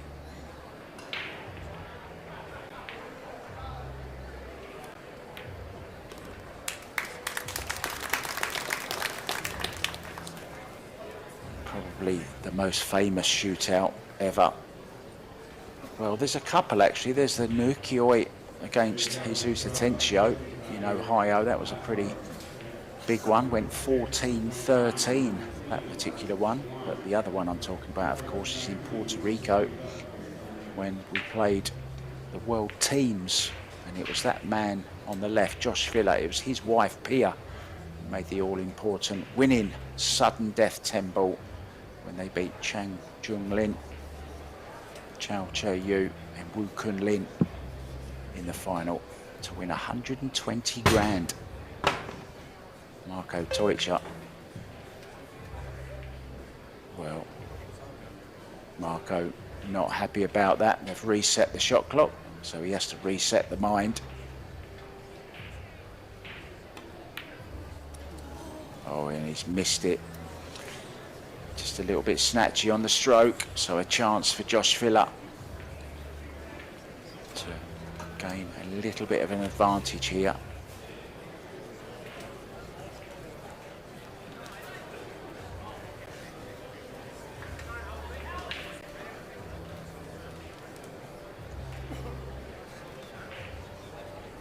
One diamond out, 2 diamonds up, anywhere in that kitchen. 1 diamond over. Yeah, there's a bit of movement and a bit of noise behind the cameras. Come on guys, this is a high pressure situation here.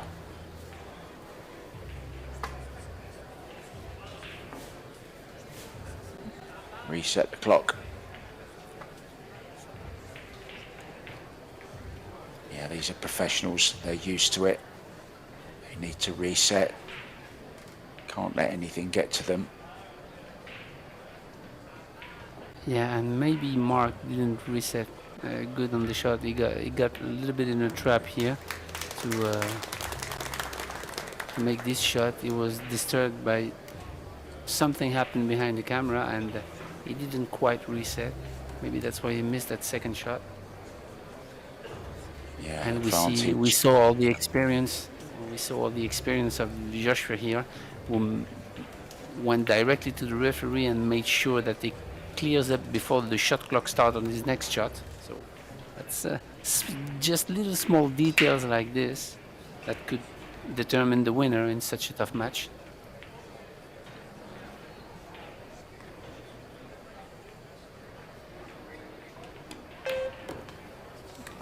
Oh, good recovery from Marco TEUTSCHER there. Still not happy though about something. Can't believe it, he says to himself.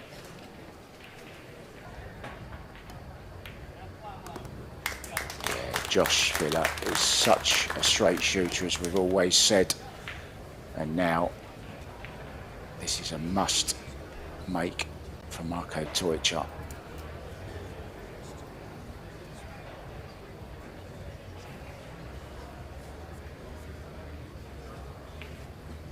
Hasn't had it all his own way though. He's played very, very well today, Marco TEUTSCHER. Didn't really get much of a chance in the first set. Since then, he's competed on every level, safety department.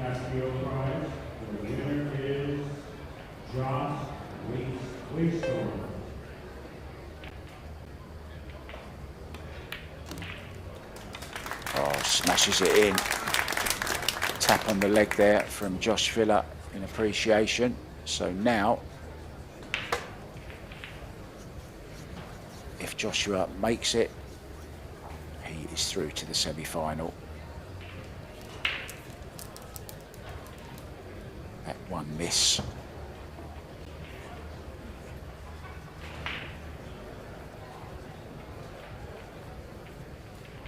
Coming round to look at the angle. Marco still talking to himself, maybe saying a little prayer, hoping Josh misses it.